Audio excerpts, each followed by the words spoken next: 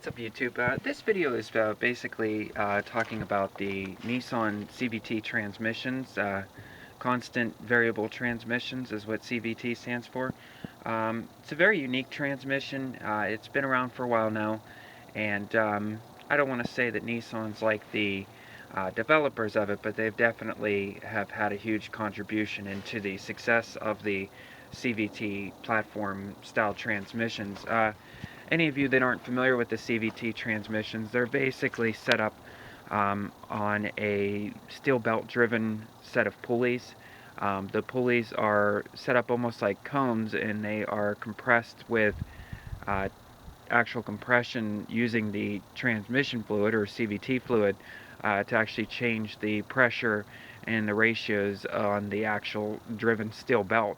And this is what gives you the different gear ratios. So it doesn't have the typical clutches and gears in which that traditional transmission, automatic transmissions have.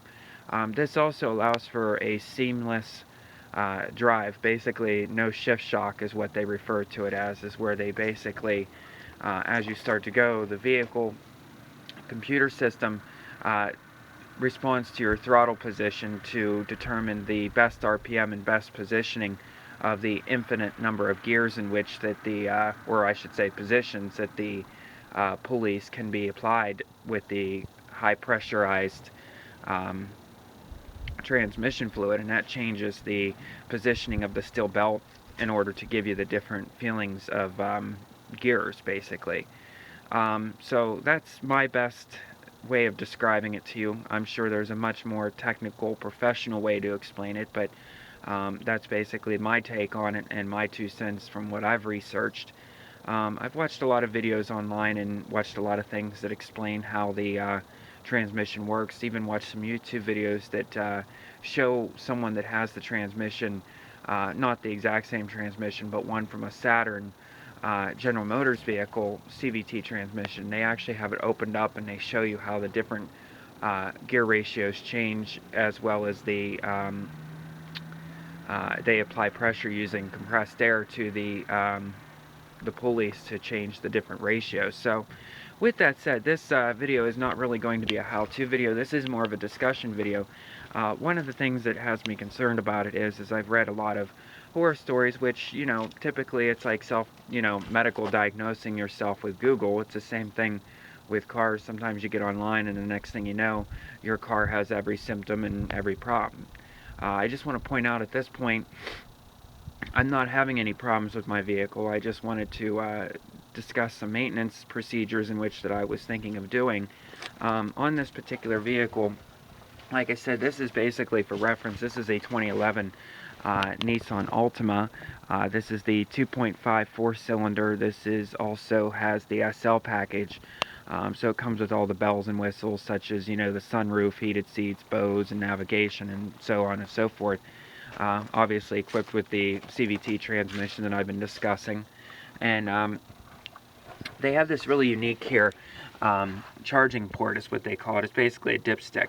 And you have to basically jab a small flathead screwdriver in here. There's a little compression spring-like piece of metal that you can push in, and then this dipstick then will pull out so you can check the fluid level. Now, personally, I recommend letting Nissan handle this. Nissan, apparently, from what I've read online, has a special, it's called a Consult 3, I believe is it, or Consult 2 or Consult 3, which is a Nissan computer that supposedly can read the transmission on this vehicle and tell you if your fluid has reached its maximum capacity and if it needs to be changed, if it's worn down or not yet.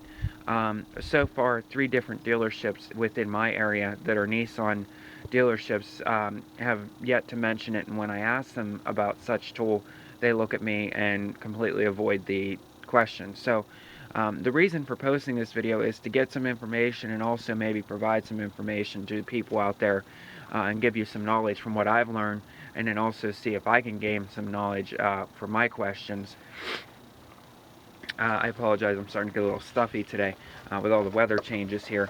But anyhow, to get down to the point here, because I unfortunately I tend to ramble a lot on these videos, and I apologize. I just like to put out as much information as possible to help others. and to gain knowledge as well. So with that said, the CVT transmission, according to the book, from what I read, they recommend a service, quote unquote, to the Cvt Fluid around 30,000 miles.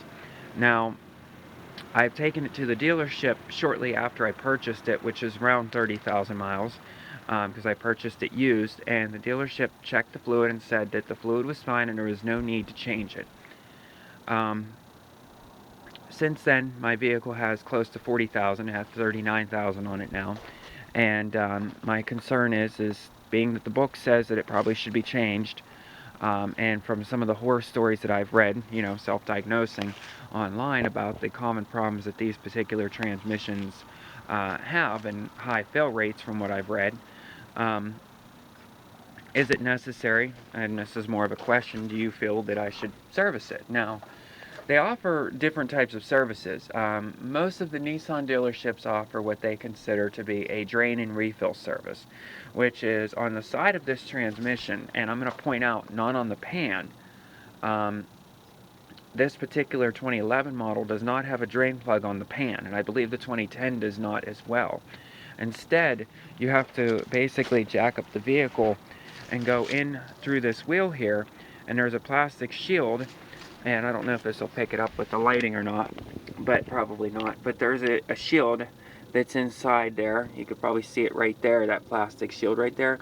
You have to take those plastic body clips out of, and you pull that shield away, and it allows you to gain access to the side of the transmission, where you'll find from what I've been told, a 10mm hex drain plug. Now the problem with this is it sits a good 4 or 5 inches, maybe even higher, up onto the side of the transmission, so it's nowhere near the bottom of the pan. Thus, you're leaving probably a good 2, maybe even 3 quarts of fluid down in the bottom of that transmission pan that you're not actually getting out. Now, I've been told, and please don't quote me on this because I'm only going off what I've read, that this is a 12-quart system for the transmission. Now, with that said, when you remove the fluid, there's some people say that the dealerships, what the dealerships are saying is that 2 of the dealerships said they basically take that plug out, they drain the fluid out, and then they top it back off. It's about a 5-quart switch out is what they say. Okay, what about the rest of the transmission fluid in there? I don't know about you, but I kind of feel as though that's not being adequate. I mean, you're leaving in there, you know, if I'm correct on the measurements and capacities, which is the 12 quarts, you're leaving a good 7 quarts, more than half of what you're removing still in there of dirty fluid. So basically what you're doing, in my opinion, is you're contaminating that 5 quarts. Now, this vehicle uses a special, it is called NS2. Only use Nissan CVT Fluid NS2. It's a special fluid. It's approximately $18 to $20 a quart, so it's not cheap. And that particular fluid has special principles to it that helps to not only for longevity because it's fully synthetic, but it also helps grip the steel belt on the pulley system and keeps it from slipping. So you cannot, and I repeat, cannot, should not, do not use anything else. I don't care if it says CVT fluid or not. If it does not say Nissan fluid and it is not the NS2 style, do not use it. You will destroy this transmission. Guaranteed you will destroy it. This does not use automatic transmission. It almost looks like gear oil, if I were to best describe it, and it has like a green tint to it. With that said, the third dealership, that's 2 of them, said they do drain and refills. Now, with that said, the third dealership said, oh no, we don't believe in doing that type of service where you just drain in refill, for the same excuse as I said, because you're not actually getting out all of the fluid in which that is necessarily in the system. You're only getting out, you know, some of it. And so it's basically like putting new fluid into, you know, old fluid and make it murky. So they say what they do is they drain the system, they fill it back up with 5 quarts, they run the vehicle for a few minutes, they drain the system, fill it up with 5 quarts, then they drain it a 3rd time and refill it a 3rd time with another. So I guess they do it 3 drains, or yeah, basically drain it 3 times and refill it 3 times, which is what's going to give them the most amount of fluid, exchange possible. Okay, so my question is, and that service is almost $400, and I think that's kind of high. Now keep in mind, this third dealership also told me something different. They told me that originally when I called them, that at $45,000 they recommend changing the fluid. I go in there with almost $40,000. They say your fluid looks brand new, smells brand new. It's not necessary to change it. They also don't recommend the drain-in refill. They recommend the service that I just explained, which is to top it off, drain and refill it 3 times, and then that'll get the most exchange out possible. The first 2 dealerships just say drain and refill, and they say not necessary.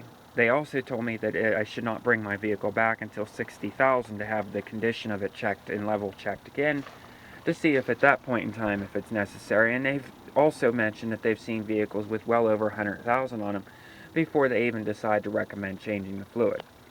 So, with my lack of understanding that I have, I mean, I know quite a bit, but I'm obviously not very technical with the CVT since I am new to this technology. Does anybody out there give me any kind of advice of what I should do? Should I still go ahead and ask them to do the full service, which is the drain and fill it the 3-time method?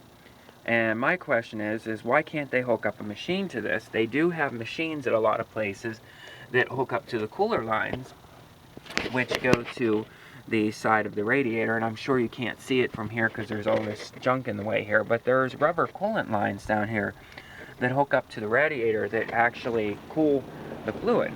Now, I found a YouTube video that shows someone doing that. They drain out they siphon out, because of the drain pan, the drain plug being so high up on the transmission, they siphon out the fluid through here, so they can get all the way down in the pan with the siphon as far as they can. Once they siphon all the fluid out of here, as much as they can, they measure how much they took out quart-wise, they fill it back up. Then he disconnected the transmission coolant lines for the cooler lines for the fluid, and ran the return line into a bucket and basically measured, started the vehicle, shut it off, started the vehicle, shut it off 3 times until he measured out the quarts of how many he lost, and he also waited until he could see that the fluid was coming out green instead of being so dark and contaminated and dirty, so he could see that he flushed out all the fluid. And he used about 8 quarts, he said, to do that. So with that said, why couldn't they just hook up a machine to the cooler lines like they do on regular automatic transmissions, and they have a special machine that cycles out the fluid and pushes the new fluid in, and after about 2 or 3 minutes of running, you've cycled out all the old fluid and put the new fluid in. So my question is why can't they do that? Second question is, does anybody have a particular feeling of when I should change this fluid? And other than that, I mean, that's pretty much it. I mean, I haven't had any problems with it. I mean, I thought I was at first when I first got the car, but it was just me being unfamiliar with the CVT. The CVT kind of gives you I guess the best words to use is a rubber band effect. Because it is a 4-cylinder, it's not quite as torquey as their 6-cylinder models are. When you go to pull out, and if you don't pull out easily and you pull out with sort of like a hesitation where you're not really accelerating hard, you'll kind of get almost like a jerky rubber band feeling is the best way to describe it. Also, the changing of gears, well, it doesn't really change gears, but the changing of gear ratios is slightly delayed. It's not as responsive, in my opinion, as a regular traditional transmission. It's supposed to be more responsive, but I honestly, I've driven many cars over the years, and I'll tell you right now, this is not extremely responsive. Do I regret getting this particular vehicle? Absolutely not. The fuel economy on here is fantastic. I mean, I get well over 400 miles out of a tank of gas, and I believe it's a 19-gallon tank in here, so it is absolutely responsive. It makes up for my opinion, lack of upfront power performance for the amount of fuel economy. So the kid in me misses that upfront torque and power and takeoff. On the highway, this thing performs great, though. I mean, I can do, you know, easily 80, 90 miles per hour down the highway effortlessly in this vehicle. And, you know, it's riding at a very low RPM when I'm doing it, too. But, like I said, the around town, and I live in a very hilly terrain, I find that this particular engine, with the size and the weight of this car, and with this transmission type of setup, I definitely, the kid in me misses the torquey and upfront power that you get from the traditional gearbox transmissions, you know, so, in the larger V6. But like I said, the adult in me appreciates the fuel economy and the savings that I'm saving, so. But yeah, I mean, that's pretty much it. Like I said, just to kind of summarize my lengthy video of me rambling on here, just trying to get some opinions out there, and also hopefully provide other people with some information. First question is, you know, should and when should I change the fluid on here? As far as the CVT fluid, what is anybody else's opinion as far as a preferred method on how to change in it? Should I just drain it from the plug and just buy some fluid and refill whatever I take out? Should I siphon out through the charge tube dipstick the fluid down to the pan and then refill whatever I take out? Should I do the method that somebody else did on a YouTube video with the 2010 model and drain, refill, you know, via siphon from the charge tube from the pan there, and refill it back up, and then disconnect the return line on the cooler line for the transmission and let it flow out until it comes out clean and green, like the fluid should be? Or should I actually take it to a dealership, and is there a such thing as a computer that can read the condition and the life of the fluid to tell me if it's actually due? And if I do go to a dealership, what method would be best? The first two dealerships, which is just the drain and refill of the 5 quarts, or should I go for the third dealership that charges, and that's a $200 service, might I add, or should I go to the third dealership, which basically offers the 3 times drain and refills, and it's going to cost me well over $400 to have the fluid exchanged on it. So, and just for reference, I'll show you here the mileage. Let's go ahead in here. This features the push to start item. So there's the mileage. I don't know if you're seeing that or not, but it's 39,889 miles. And like I said, this is a 2011 model. So yeah, let me know what you guys think. If you can give me some feedback. Hopefully some of the information I provided helps somebody else, and I hope that my questions can also be answered. I appreciate that, and I thank you guys for watching. Please rate, comment, and subscribe, and y'all have a good day.